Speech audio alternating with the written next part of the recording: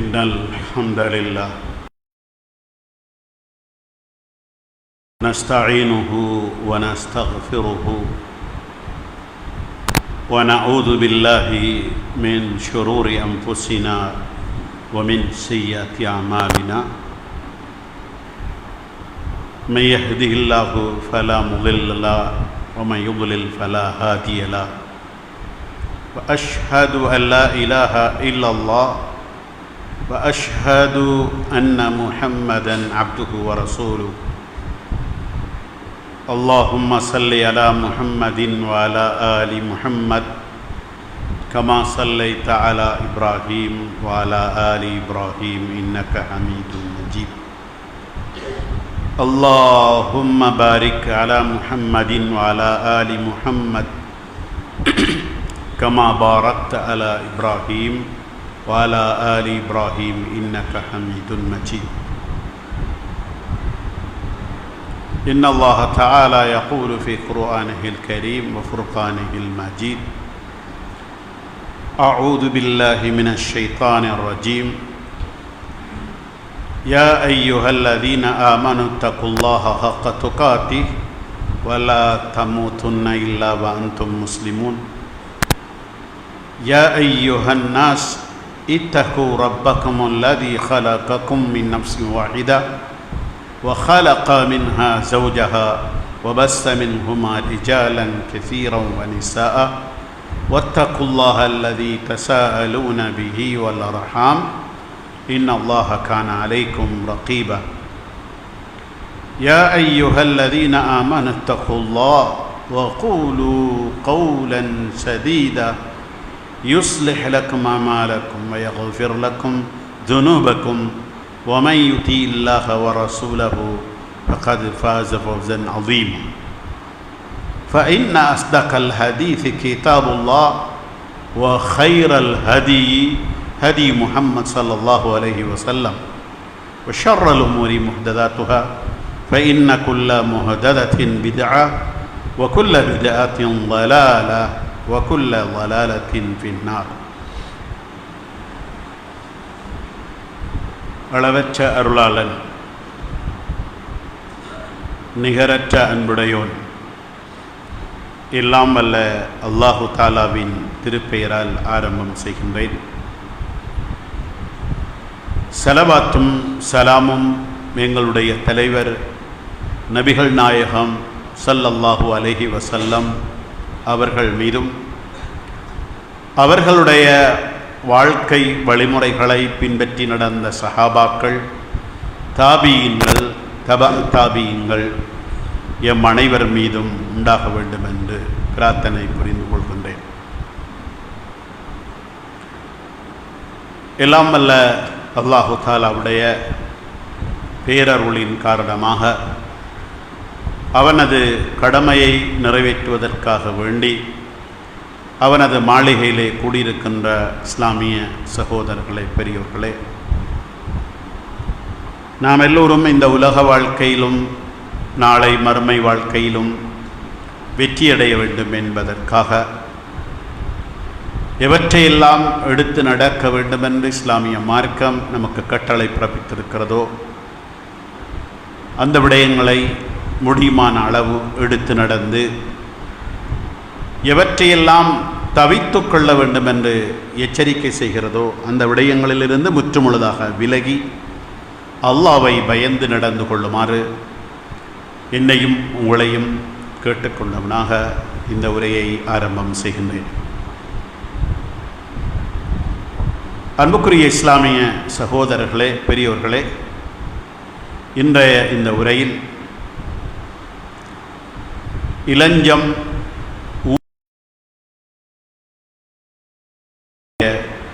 எச்சரிக்கை குறித்து ஒரு சில செய்திகளை நினைவுபடுத்திக் கொள்வதற்கு நான் விரும்புகின்றேன். அல்லாஹு தஆலா அருள்மறை அல் குர்ஆனிலே கூறும்போது, வதக்கிர் ஃபஇன்ன திக்ரா தன்ஃபஉல் மூமினீன், நீ நினைவூட்டு, நிச்சயமாக நினைவூட்டல் என்பது மூமின்களுக்கு பயனளிக்கும் என்று கூறுகிறான். அந்த வகையிலே இந்த நினைவூட்டல் பேசுகின்ற எனக்கும் கேட்கின்ற உங்களுக்கும் பயனளிக்க வேண்டுமென்று முதற்கண் எல்லாம் வல்ல அல்லாஹு தஆலாவிடம் பிரார்த்தனை புரிந்து கொள்கின்றேன். அன்புக்குரிய இஸ்லாமிய சகோதரர்களே, பெரியோர்களே, இஸ்லாம் தடை செய்திருக்கின்ற கொடுக்கல் வாங்கல், பொருளாதார தேடல் நடவடிக்கைகளிலே இளஞ்சம், ஊழல் என்ற விடயங்கள் முற்றாக தடை செய்யப்பட்டிருக்கின்றன.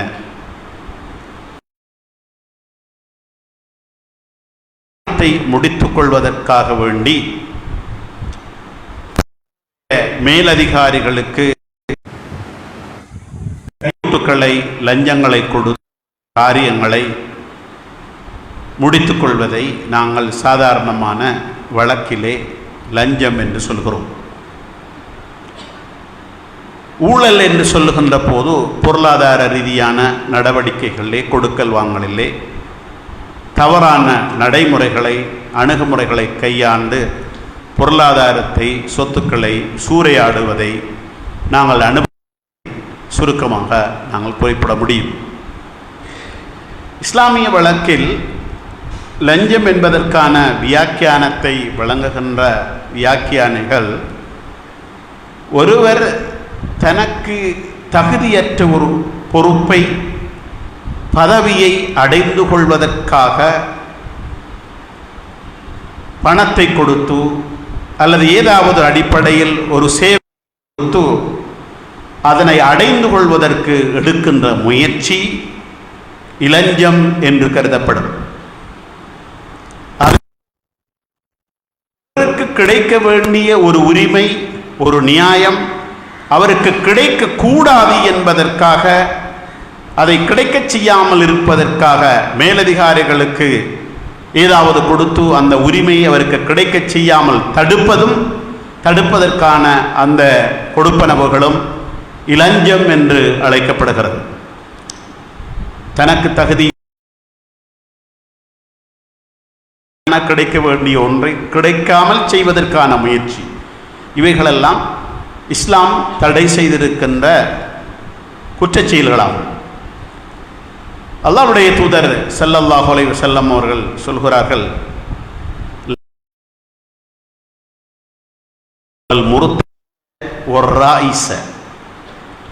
இலஞ்சம் வாங்குபவனையும் இலஞ்சம் கொடுப்பவனையும் அந்த இரண்டு பேருக்கும் இடையில் தரகராக இருப்பவரையும் அல்லாஹு தஆலா சபிப்பானாக என்று அல்லாஹ்வுடைய தூதர் ஸல்லல்லாஹு அலைஹி வஸல்லம் அவர்கள் சொன்னார்கள்.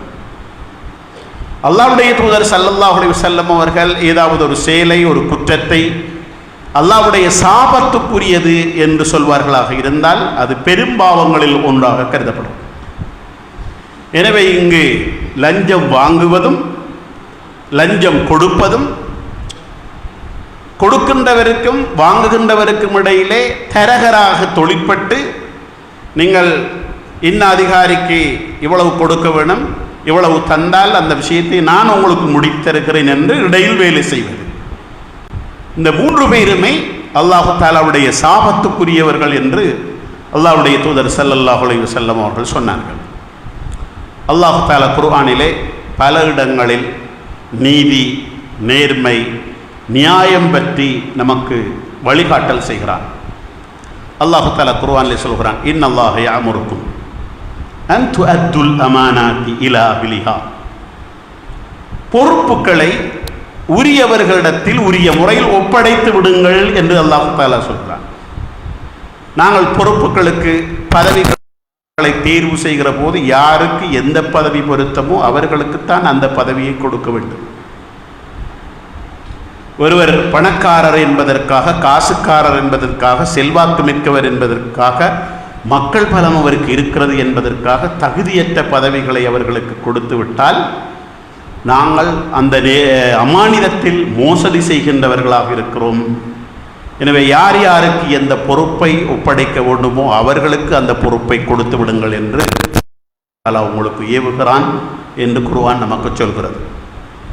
நபிகள் நாயகம் ஸல்லல்லாஹு அலைஹி வஸல்லம் அவர்கள் சொல்வார்கள், அமானிதம் மோசடி செய்யப்பட்டால் மறுமை நாளை எதிர்பாருங்கள் என்று சொன்னார்கள்.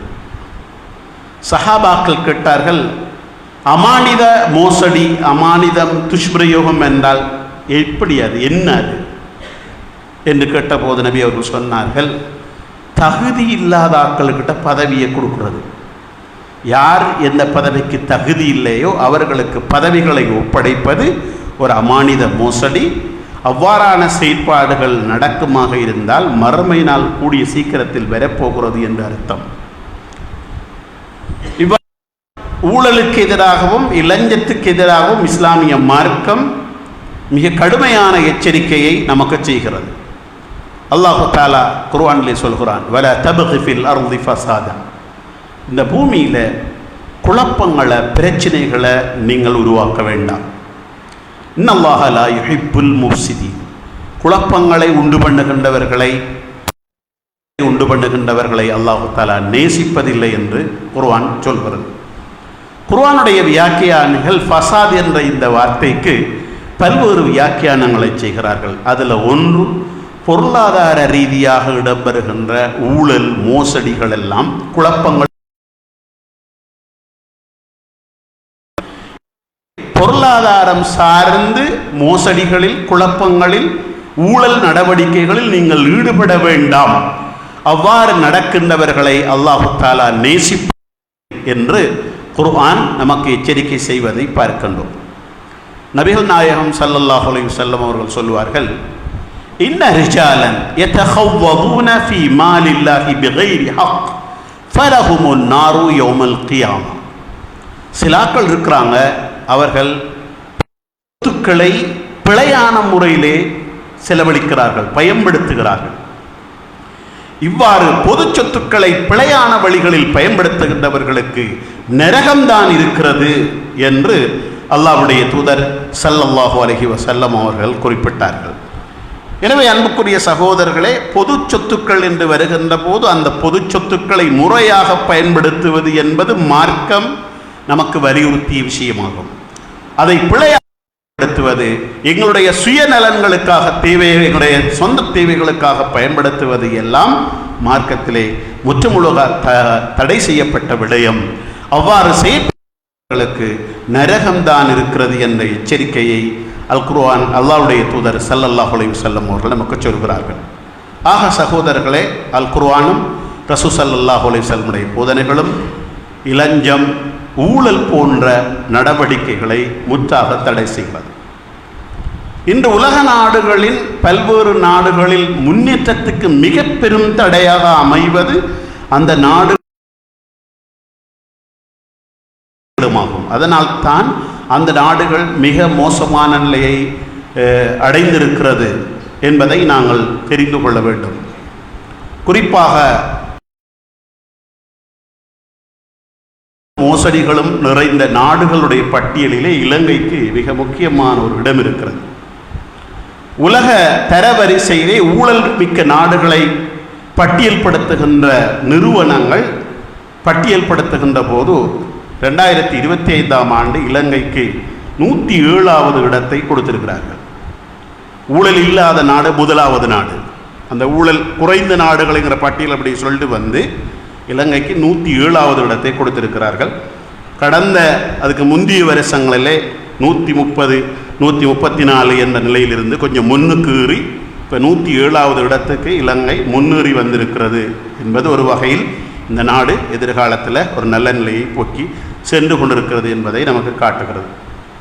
குறிப்பாக இலங்கையின் தற்போதைய அரசாங்கம் எடுத்திருக்கின்ற பல்வேறு வகையான முன்னெடுப்புகள் இந்த இளஞ்சத்தையும் ஊழலையும் ஒழிக்கின்ற விடயத்திலே மிக முக்கியமான நகர்வுகளை இந்த அரசு செய்து கொண்டிருப்பது என்பது வரவேற்கத்தக்க விடயமாகும். அரசியல் ரீதியாக எங்களுக்கு மாற்று கருத்துக்கள் இருந்தாலும் நல்லது செய்கின்ற போது யார் செய்தாலும் அந்த நல்லதை ஏற்றுக்கொள்கின்ற அதனை நாங்கள் அதுக்கு ஆதரவு வழங்குகின்ற தன்மை நமக்கு கட்டாயம் வேண்டும். கடந்த கால அரசுகளோடு ஒப்பிடுகின்ற போது இந்த ஊழலுக்கு எதிரான ஊழல்வாதிகளை கண்டுபிடிக்கின்ற விஷயத்தில் அவர்களுக்கு நடவடிக்கை எடுக்கின்ற விஷயத்தில் மிகவும் பாராட்டத்தக்க பங்கினை வகித்து வருகிறது என்பது எல்லோருக்கும் ஒரு வகையில் சந்தோஷம். உண்மையிலே கடந்த காலங்களில் ஆட்சியாளர்களாக இருந்தவர்கள் இந்த நாட்டை எப்படி ஊழல்கள் மோசடிகள் மூலமாக விழுங்கி இருக்கிறார்கள் என்பதையெல்லாம் இப்போது புள்ளி விவரங்களின் அடிப்படையில் நமக்கு தெளிவாக கிடைத்து கொண்டிருக்கிறது. இந்த நாட்டிலே நடைபெற்றிருந்த பல்வேறு வகையான அபிவிருத்திகள், அந்த அபிவிருத்திகளின் பின்னாலே நிறைய ஊழல்கள் நிறைந்திருப்பதை நாங்கள் பார்க்கின்றோம்.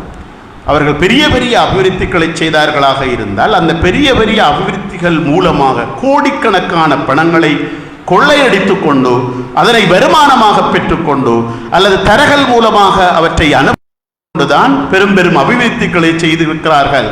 பல அரசியல்வாதிகள் இன்று வரைக்கும் அந்த நிலைப்பாட்டிலேயே தங்களுடைய செயற்பாடுகளை அமைத்திருக்கிற நிலையை பார்க்கிறோம். பொதுவாக சமூகத்துக்கு பயனளிக்கின்ற விஷயங்களை செய்கிறார்கள் என்பதை விட இதை செய்தால் தனக்கு, தன்னுடைய குடும்பத்துக்கு, தன்னுடைய ஆதரவாளர்களுக்கு என்ன கிடைக்கும் என்பதை அடிப்படையாக கொண்டு செயற்படுகின்ற அரசியல்வாதிகளை நாங்கள் இந்த நாட்டிலே பல இடங்களிலே பார்க்கிறோம், நம்முடைய பிரதேசங்களிலும் பார்க்கின்றோம். உண்மையில் இந்த பொது சொத்து ஊழல் மோசடி என்கிற விஷயங்கள் எங்களுடைய இந்த நாட்டிலே வாழுகின்ற ஒவ்வொரு மக்களையும், குடிமக்களையும் பெருமளவில் பாதித்திருக்கிறது. இந்த நாட்டிலே வாழுகின்ற ஒவ்வொரு குடிமகனும் பல மில்லியன் கணக்கான கடன்களை உலக நாடுகளுக்கு கொடுக்க வேண்டிய ஒரு நிலைக்கு அவன் இருக்கிறான் என்றால் இது அவன் பெற்ற கடன் என்பதை விட அவனுடைய பெயரை வைத்து ஒளி உலகத்திலே நிறுவனங்களிலே கடன்களை பெற்று அதை தங்களுடைய சுகபோகங்களுக்கும் நலன்களுக்கும் அனுபவித்தது மட்டுமல்லாமல் அவற்றை எப்படியெல்லாம் கொள்ளையடிக்க வேண்டுமோ அப்படியெல்லாம் கொள்ளையடித்ததன் காரணமாக இத்தகைய ஒரு துரதிர்ஷ்டமான நிலை இந்த நாட்டு மக்களுக்கு ஏற்பட்டிருக்கிறது. இந்த அரசாங்கம் கடந்த வாரத்தை நேர்மை வாரம் என்ற ஒரு வாரமாக பிரகடனப்படுத்தி இருக்கிறது. அரசு அலுவலகங்களிலே கடமையாற்றுகின்ற ஒருவரும் அதை சத்திய பிரமாணமாக ஏற்றுக்கொண்டார்கள். இந்த நாட்டில் நேர்மையானவர்களாக ஒவ்வொரு குடிமகனும் வாரோம். இந்த நாட்டில் ஊழலை ஒழிக்க வேண்டுமாக இருந்தால், இளஞ்சத்தை ஒழிக்க வேண்டுமாக இருந்தால் சட்டத்தால் அதை நடைமுறைப்படுத்த முடியாது. அது ஒவ்வொரு மனிதனுடைய வாழ்விலும் ஏற்படுகின்ற மாற்றத்தின் அடிப்படையில் தான் அந்த மாற்றங்களை கொண்டு வர வேண்டும். களவெடுக்கிறவன் களவெடுக்க நினைத்தால் யாராலும் அவனை பிடிக்க முடியாது, தடுக்க முடியாது. அவன் களவெடுத்து அவனாக திருந்தினால் மட்டும்தான், அவனுடைய உள்ளத்தில் இதனுடைய பாரதூரங்கள் நுழைந்தால் மட்டும்தான் அவனுடைய வாழ்விலே அந்த மாற்றங்கள் வரும். அல்லாஹ் தஆலா குர்ஆனிலே சொல்கிறான், இன்னல்லாஹ லா யுகையிரு மா பி கௌமின் ஹத்தா யுகையிரு மா பி அன்ஃபுஸிஹிம். அல்லாஹு தாலா எந்த ஒரு சமூகத்தையும் அவன் மாத்திர இல்லை, அவர்கள் தங்களை தாங்களையாக மாற்றிக்கொள்ளாத வரைக்கும் நான் மாறணும் என்று எனக்கு எண்ணம் வரும். எந்த இருக்கிற தவறு, நான் செய்கிற பிழை, இந்த பிழையான காரியங்களை நான் விடணும் என்று அவராக நினைத்து அதிலிருந்து திருத்தினாலே ஒழிய சமூகத்தில் மாற்றம் வரப்போவதில்லை. எனவே இந்த அரசு இந்த கொள்கையை கடைப்பிடிக்கிறது. சட்டத்தினால் அதிகாரத்தினால் நாட்டில் லஞ்சத்தை ஊழலை ஒழிக்க முடியாது. ஒவ்வொரு தனி மனிதனாக தான் சுய ஒழுக்கத்தின் அடிப்படையில் கட்டுப்பாட்டின் அடிப்படையில் செயற்பட்டு இந்த மாற்றங்களை உண்டு பண்ண வேண்டும் என்ற ஒரு வழிகாட்டலை இலங்கை அரசு செய்திருக்கிறது. அந்த வகையிலே கட்டாயம் இந்த நாட்டிலே வாழுகின்ற ஒவ்வொருவரும் நேர்மையான குடிமக்களாக, நீதி நியாயத்துக்காக பாடுபடுகின்ற குடிமக்களாக, இளஞ்சம் ஊழல் போன்ற விடயங்களை ஒழிக்கின்ற விஷயத்தில் முனைப்போடு செய்யப்படுகின்ற குடிமக்களாக வாழ வேண்டும் என்பது இந்த நாட்டுடைய எதிர்பார்ப்பு. அந்த எதிர்பார்ப்பை நிறைவேற்றுகின்ற அடிப்படையில் வாழ வேண்டிய ஒரு முதன்மை சமுதாயமாக நாங்கள் இருக்கிறோம். ஏனென்றால் இந்த ஊழலுக்கு எதிரான, இலஞ்சத்துக்கு எதிரான அடிப்படையான மூலங்களை கொண்டிருக்கிற இந்த சமுதாயம் இஸ்லாமிய சமுதாயமாகும். அல் குர்ஆனுடைய போதனைகள், ரசூல் ஸல்லல்லாஹு அலைஹி வஸல்லமுடைய போதனைகள் இதனை எங்களுக்கு மிக தெளிவாக சொல்கிறது. அல்லாஹு தஆலா அல் குர்ஆனிலே சொல்கிறான், வலா தஅகுலு அம்பாலக்கும் பைனக்கும் பில் பாத்தில். பிழையான வழிகளில் சொத்துக்களை நீங்கள் விழுங்குவதற்கு முயற்சிக்க வேண்டாம். பிறருடைய சொத்துக்களை அனுபவிப்பதற்கு நீங்கள் முயற்சிக்க வேண்டாம். மனிதர்கள் சிலருடைய பொருளாதாரத்தை நீங்கள் அடைந்து கொள்வதற்காக மேலதிகாரிகளிடத்தில் நீங்கள் லஞ்சம் கொடுக்க வேண்டாம் என்று அல்லாஹு தஆலா அல் குர்ஆனில் நமக்கு சொல்கிறார். மனிதர்கள் சிலருடைய பொருளாதாரத்தை நீங்கள் பெற்றுக்கொள்ள வேண்டும் என்பதற்காக, அவர்களுடைய நலன்களை நீங்கள் அடைந்து கொள்ள வேண்டும் என்பதற்காக மேலதிகாரிகளுக்கு பணம் கொடுத்து அதை உங்களுடைய சொத்துக்களாக, உங்களுடைய நலனுக்குரியவைகளாக நீங்கள் மாற்றிக்கொள்ளாதீர்கள். அவ்வாறு நீங்கள் செய்வது போலியாக பிழையான வழிகளில் சொத்துக்களை உண்பது, விழுங்குவது என்று அல்லாஹு தஆலா குர்ஆனிலே எச்சரிக்கை செய்கின்றார். எங்களோட வாழ்க்கையில் சுய ஒழுக்கமாக நாங்கள் ஒவ்வொருவரும் கடைப்பிடித்து நடப்பதற்கு நாங்கள் ஒவ்வொருவரும் முயற்சி செய்ய வேண்டும்.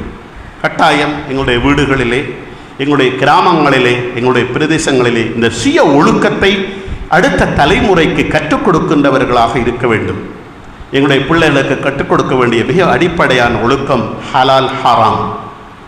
எத்தருணத்திலும் ஹலாலான சம்பாத்தியத்தை தான் சாப்பிட வேண்டும். அது இருந்தாலும் சொற்பமானதாக இருந்தாலும், நம்முடைய உடலுக்கு வருகிற அந்த உணவு ஒரு பருக்கை உணவாக இருந்தாலும் ஹலாலாகத்தான் வந்து வர வேண்டும். ஹராமான முறையில் நீங்கள் சாப்பிட்டு விடக்கூடாது என்ற எச்சரிக்கை எங்களுடைய சந்ததிகளுக்கு நாங்கள் கொடுத்து வளர்க்க கடமைப்பட்டிருக்கிறோம். அல்லாஹ்வுடைய தூதர் ஸல்லல்லாஹு அலைஹி வஸல்லம் அவர்கள் சொல்வார்கள், தவறான சம்பாத்தியத்தில் வளர்க்கப்படுகின்ற ஒவ்வொரு உடலும், ஒவ்வொரு தசை துண்டும் நரகத்துக்குத்தான் மிக தகுதியானது. தவறான முறையில் உழைத்து உண்டு வாழ்ந்து அவர்கள் சொர்க்கம் செல்வதை நினைத்து பார்க்கக்கூடாது. அவர்களுக்கு மிக தகுதி நரகம்தான் என்று அல்லாஹ்வுடைய தூதர் ஸல்லல்லாஹு அலைஹி வஸல்லம் அவர்கள் குறிப்பிட்டிருக்கிறார்கள். அல்லாஹ்வுடைய தூதர் ஸல்லல்லாஹு அலைஹி வஸல்லம் அவர்கள் வேறொரு செய்தியில் சொன்னார்கள், ஒரு மனிதர் நீண்ட நெடிய பயணம் ஒன்றை செய்கிறார். ஒரு பாலைவன பிரதேசத்திலே அந்த பயணம் அமைகிறது. அந்த பயணத்திலே சந்தர்ப்பத்தில் அல்லாஹு தஆலாவிடத்தில் துஆ செய்கிறார்.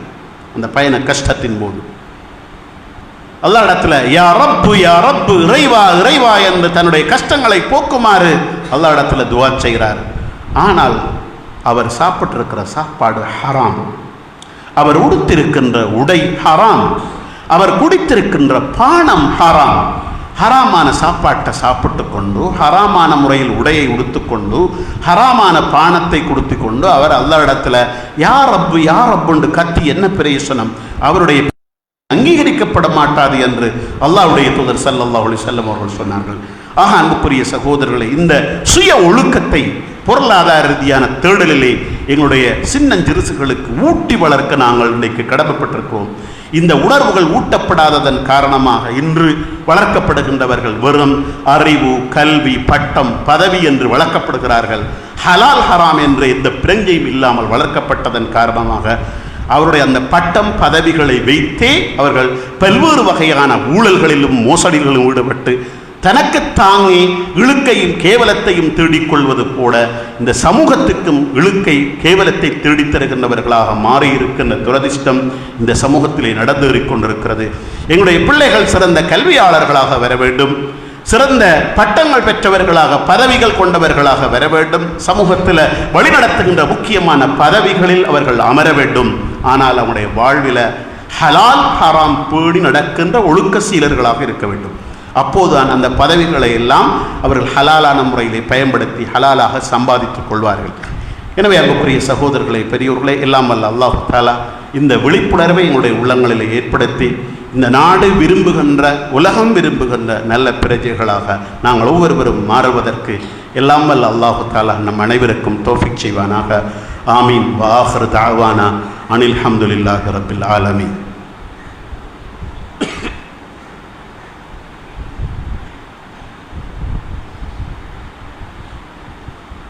அல்ஹம்துலில்லாஹி ஹம்தன் கதீரன் கமா அமர் வ அஷ்ஹது அல்லா இலாஹா இல்லல்லாஹ் வ அஷ்ஹது அன்ன முஹம்மதன் அப்துஹு வ ரசூலுஹு. அல்லாஹும்ம ஸல்லி அலா முஹம்மதின் வ அலா ஆலி முஹம்மத். அன்புக்குரிய இஸ்லாமிய சகோதரர்களே, பெரியோர்களே, இளஞ்சம், ஊழல் என்று சொல்லுகின்ற விடயங்கள் மார்க்கத்தில் தடை செய்யப்பட்டிருக்கிற விஷயம். இது அரசாங்கத்திலே, அரச நிறுவனங்கள் மட்டங்களிலே, சமூக மட்டங்களிலே நடைபெறுகின்ற தீமைகள், மார்க்கத்துக்கு விரோதமான செயற்பாடுகள் என்ற எண்ணங்களுக்கு அப்பாலும் நாங்கள் சார்ந்திருக்கின்ற நிறுவனங்கள் சமூகத்திற்கும் இந்த ஊழல் தொடர்பாக சிந்திக்க கடமைப்பட்டவர்களாக இருக்கிறோம். எங்களுடைய பாடசாலைகள், எங்களுடைய பள்ளிவாசல்கள், எங்களுடைய மதரசாக்கள், எங்களுடைய சமூக நிறுவனங்கள் இவைகளெல்லாம் ஊழல் இல்லாத நிறுவனங்களாக மாற்றியமைக்கப்பட வேண்டும், தன்மை கொண்ட நிறுவனங்களாக மாற்றியமைக்கப்பட வேண்டும். இன்று பல்வேறு வகையான முஸ்லிம் சமூகத்தின் நிறுவனங்களும் இந்த ஒரு துரதிர்ஷ்டமான நிலை காணப்படுகிறது. பள்ளிவாசலுடைய சொத்து பத்துக்கள் சம்பந்தமாக ஒரு வரவும் இல்லை, செலவு கணக்கும் இல்லை.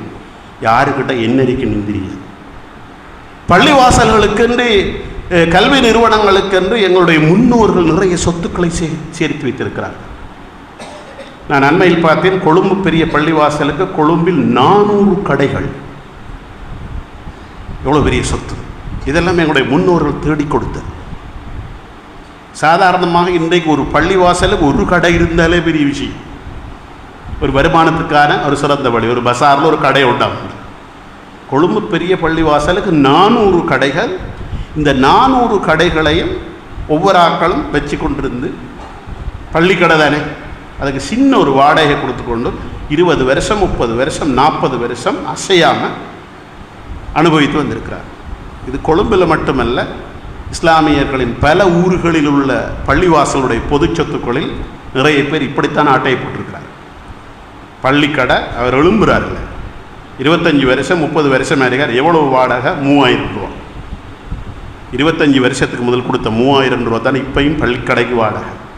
கேட்டால் சண்டை, அடிதடி, வழக்கு என்ற விடயங்களை நாங்கள் இன்றைக்கு நிறைய அனுபவித்துக் கொண்டிருக்கிறோம். இது பொது சொத்துக்களை எவ்வாறு நாங்கள் கையாள வேண்டும் என்ற இஸ்லாத்துடைய அந்த ஒழுக்கம் நமக்கு தெரியாததன் காரணமாக, அல்லது அதை அலட்சியம் செய்ததன் காரணமாக ஏற்பட்ட விளைவுகள். எங்களுடைய முன்னோர்கள், எங்களுடைய முந்தைய தலைமுறைகள் அல்லாஹு தஆலா அவருடைய பாவங்களை மன்னிக்க வேண்டும், அவர்களுக்கு அருள் புரிய வேண்டும். நிறைய எல்லா பள்ளிகளையும் தேடி தேடி பார்த்தால் எல்லா பள்ளிகளும் சொத்துக்களை தேடி வைத்திருக்கிறார். பெரிய பள்ளின்னு அந்த பள்ளிவாசல் 100 ஏக்கர் காணி, 50 ஏக்கர் காணி, அந்த அந்த பகுதியில் இந்த பகுதியில் நிறைய. ஆனால் இன்றைக்கு அந்த வக்ஃபு சொத்துக்களை பராமரிக்கின்ற பல நிர்வாகங்கள் அவர்கள் தங்களுடைய சொந்த காணிகள் போன்று அவற்றை தங்களுக்கும் தங்களுடைய குடும்பத்துக்கும் பயன்படுத்துகின்ற ஒரு துரதிர்ஷ்டமான நிலை பல இடங்களிலே நடந்தேறிக்கொண்டிருக்கின்ற ஒரு நிலையை பார்க்கிறோம். அதனால் நிறைய சொத்து பத்துக்கள் நிறைந்த பள்ளிவாசலில் நிர்வாகிகளாக இருக்கின்றவர்கள் காலமெல்லாம் சாகுகின்ற வரைக்கும் அதில் நிர்வாகியாக இருக்கவே விரும்புகிறார்கள். அதை கட்டிப்பிடித்து கொண்டிருக்கவே விரும்புகிறார்கள். ஆயுட்கால நிர்வாகமாக இருக்க விரும்புகிறார்கள். தான் போனால் தந்த மகன் அதுக்கு வரணுங்கிற அடிப்படை, தன்னுடைய குடும்ப உறுப்பினர் வரணுங்கிற அடிப்படையில் செயற்பட்டு கொண்டிருக்கார். காரணம் என்னென்னா, அவ்வளவு சொத்து பத்திரிக்கை. எந்த பள்ளிவாசலுக்கு எந்த நிறுவனங்களுக்கு சொத்து பத்துக்கள் ஒன்றுமில்லையோ அதுக்கு நிர்வாகத்துக்கு ஆக்களை தேடி தேடி பிடிக்க வேண்டியது. என்னது பள்ளிக்கு ஒன்றுமில்லை போனால் நம்ம விட பக்கத்தால் நாம் செலவழிக்கணும், நம்மளோட காசை செலவழிக்கணும். இது நமக்கு சாத்தியப்படுமா என்று பல பள்ளிவாசல்கள் நிர்வாகிகள் இல்லாமல் ஏதோ அந்த ஏரியாவில் ஒரு ஆள் 2 பேரால் இயங்கிட்டு இருக்கு. சில நிர்வாகங்களுக்கு சண்டு அடிபுடி, முஸ்லீம் கலாச்சார திணைக்கிலேருந்து ஆக்களை வரணும், போலீஸை கொண்டு வச்சு நிர்வாகம் தெரியணும். என்ன அப்படி அங்கே அவ்வளோ சாமானியம், அவ்வளோ சொத்து பத்துக்கள் இருக்குது அந்த பள்ளிவாசல். எனவே இந்த பொது சொத்துக்களுடைய கையாளுகை முறையில் இஸ்லாம் சொல்லுகின்ற ஒழுக்கத்தை நாம் தெரிந்து கொள்வோமாக இருந்தால் நிச்சயமாக அதில் மிச்சம் கவனமாக நாங்கள் இருப்போம். உமர் ரலியல்லாஹு தஆலா அன்ஹு பொதுச்சொத்தை கையாளுகின்ற விஷயத்தில் எப்படி நடந்து கொண்டார்கள் என்பது நமக்கு எந்த அளவுக்கு அது சாத்தியப்படுமோ தெரியல. பணி செய்வதாக இருந்தால் 2 விளக்கு வைத்திருப்பார்களாம். அரச வேலைகளை செய்வதாக இருந்தால் அரசாங்க செலவில் ஒரு விளக்கு, அரச வேலை முடிந்துவிட்டு பத்துகின்ற விளக்கை கொளுத்திக் கொள்வார் தன் வீட்டு மனைவி மக்கள் குடும்ப தேவைகளுக்காக. இப்படி பொது சொத்து விஷயத்தில் அவர்கள் மிகவும் பேணுதலானவர்களாக இருந்தார்கள். உமர் இப்னு அப்துல் அசீஸ் ரஹ்மஹுல்லாஹ் அவர்கள் ஆட்சிக்கு வந்தபோது கடந்த காலத்தில் பிழையான முறையில் பெறப்பட்ட சொத்து பத்துக்களை எல்லாம் அரசுடைமையாக்கப்பட்டிருந்ததில் மக்களுக்கு அவர்கள் அதை உரியாக்களுக்கு கொடுத்தார்கள். ஊழல்கள் ஒழிக்கப்பட்டு லஞ்சம் ஒழிக்கப்பட்டு முறையான சொத்து பங்கீடு நடக்கின்ற போது எல்லார்கிட்டையும் காசு வரும். ஊழல்கள் நிறைந்த நாடுகளில் கொஞ்சம் பேரிட்டம் காசு இருக்கும். அவங்க தான் ஊரை உலகத்தை அப்படியே அந்த காசால் ஆட்டி படைத்து கொண்டிருப்பார்கள். உமர் ரலியல்லாஹு தஆலா உமர் இப்னு அப்துல் அசீஸ் ரஹ்மஹுல்லாஹுடைய ஆட்சி காலத்தில் இந்த பொருளாதார ரீதியான சரியான அணுகுமுறையை அவர்கள் கடைபிடித்ததன் காரணமாக சில நகரங்களில் ஜக்காத்தை பெறுவதற்கு அந்த ஊரில் ஏழைகள் இல்லை என்கின்ற அளவுக்கு மிக நீதியான நேர்மையான ஆட்சியாளர்களாக அவர்கள் எங்களுடைய முன்னோர்கள் இருந்தார்கள். ஆக அன்புக்குரிய சகோதரர்களை, இந்த பொது சொத்து விஷயத்தில் இஸ்லாம் சொல்லுகின்ற ஒழுக்கங்களை நாங்கள் கடைபிடிக்க வேண்டும்.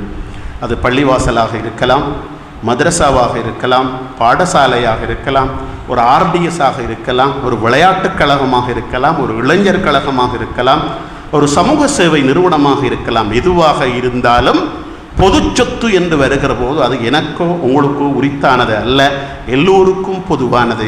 எல்லோருக்கும் பொதுவான சொத்தை பயன்படுத்துவதற்கு இஸ்லாம் என்ன ஒழுக்கத்தை சொல்லியிருக்கிறதோ அந்த ஒழுக்கத்தின் அடிப்படையில் தான் நாங்கள் அதை பயன்படுத்த வேண்டுமே ஒழிய நான் தலைவர் என்பதற்காக, நான் செயலாளர் என்பதற்காக, நான் பொருளாளர் என்பதற்காக நான் எப்படியும் பயன்படுத்துவேன் என்றிருந்தால் நிச்சயமாக நாளை மறுமையில் நமக்கு நரகம்தான் காத்திருக்கிறது என்பதை நாங்கள் மிகவும் கவனமாக எடுத்துக்கொள்ள வேண்டும். எங்களுடைய முன்னோர்கள் எங்களுடைய பள்ளிவாசல்களுக்கு, கல்வி நிறுவனங்களுக்கு, மதரசாக்களுக்கு மிகப்பெரிய சொத்துக்களை தேடி கொடுத்தார்கள். நான் ஆரம்பத்தில் சொன்னது போல கொழும்பு பெரிய பள்ளிவாசலுக்கு 400 கடைகளாம். கொழும்பில் மஹரகமையில் கஃபூரியா என்ற ஒரு அரபு கல்லூரி இருக்கிறது. கஃபூர் ஹாஜியார் என்று சொல்லுகின்ற ஒரு தனி மனிதரால் உருவாக்கப்பட்ட கல்லூரி. அதுக்கு மிகப்பெரிய சொத்து, பெரிய தோட்டங்கள் எல்லாம் எழுதி வைத்து விட்டு போயிருக்கிறார் கொழும்பில். ஆனால் இன்றைக்கு அவருடைய சந்ததியில் வந்தவர்கள் அதை பாதுகாக்கிறதுக்கு பதிலாக அது எங்கள் மூத்தப்பா கொடுத்த சொத்து என்று சொல்லி அதை சுரண்டுவதற்கான வழிகளை செய்து இன்றைக்கு கஃபூரியா என்கிற அந்த கல்வி நிறுவனம் தன்னுடைய சொத்து பத்துக்களை இழந்த நிலையில் அடுத்த தலைமுறைகளால் இழக்கப்பட்ட ஒரு நிலையில் காணப்படுகிறது. நம்முடைய முன்னோர்கள் இது மறுமை நாள் வரைக்கும் அவர்களுக்கு சதக்கத்துன் ஜாரியாவாக அவங்க மரணித்தாலும் உடைய மண்ணறைக்கு சேர வேண்டும் என்ற நோக்கத்தில் செய்யப்பட்ட கைங்கரியம். எனவே அதை பாதுகாக்கிறதுக்கு தான் தலைமுறை வேலை செய்யணுமே தவிர அதை சுருட்டுறதுக்கு வேலை பார்க்கப்படாது. புத்தளத்திலே காசிமியா அரபு கல்லூரி என்ற ஒரு கல்வி நிறுவனம் இருக்கிறது. 200 ஏக்கர் தென்னந்தோப்பு. ஒரு காசிமாத்தியாரங்கிற ஒரு அந்த தோட்டத்தை எழுதிட்டு போய்க்கிறார். இன்றைக்கு ஒரு 30-35 ஏக்கர் காணி தான் மதரசாவுடைய நிர்வாகத்தில் இருக்கிறது. மற்ற எல்லாத்தையும் குடும்பத்தினர்களும் உறவினர்களும் ஆட்டையை போட்டு விட்டார்கள்.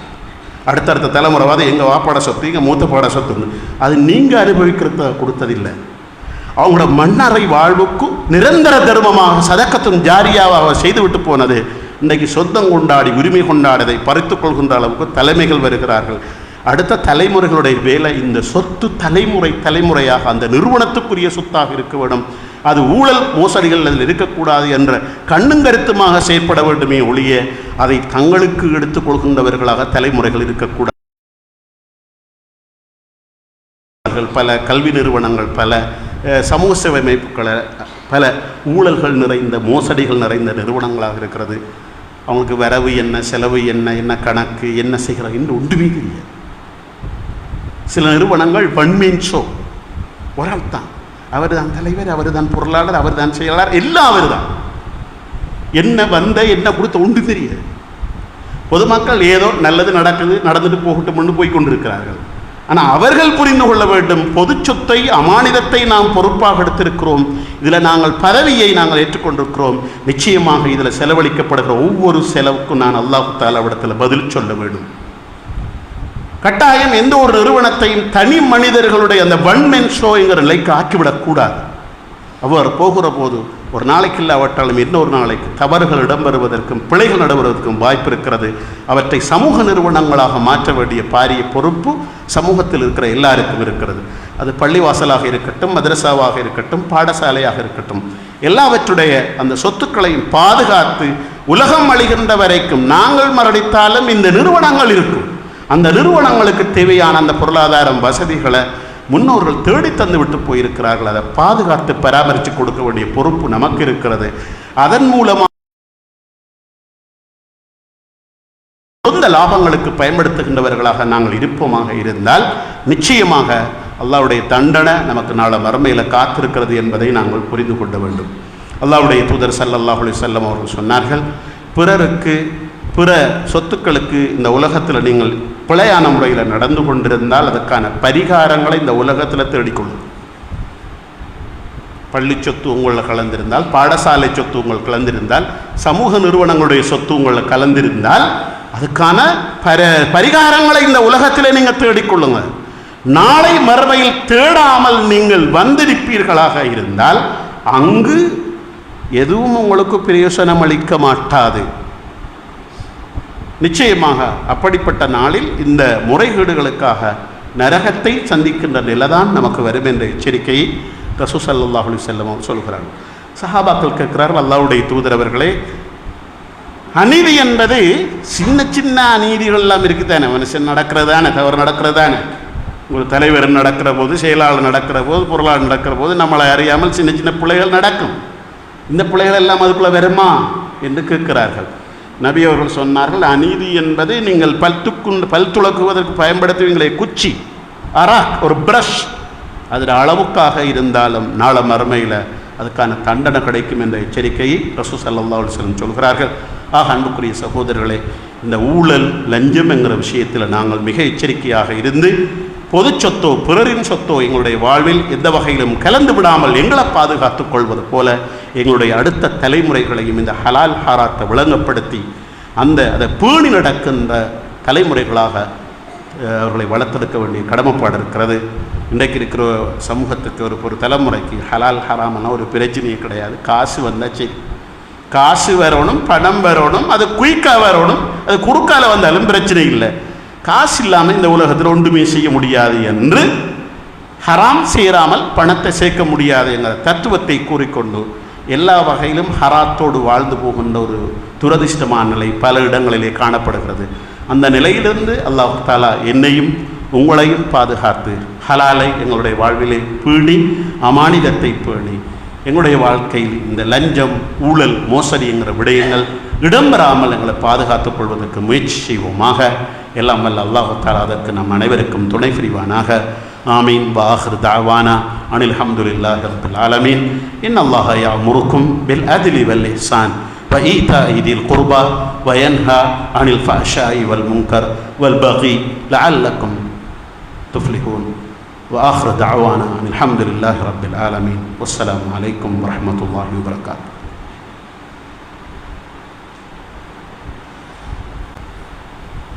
الله أكبر. أشهد أن لا إله إلا الله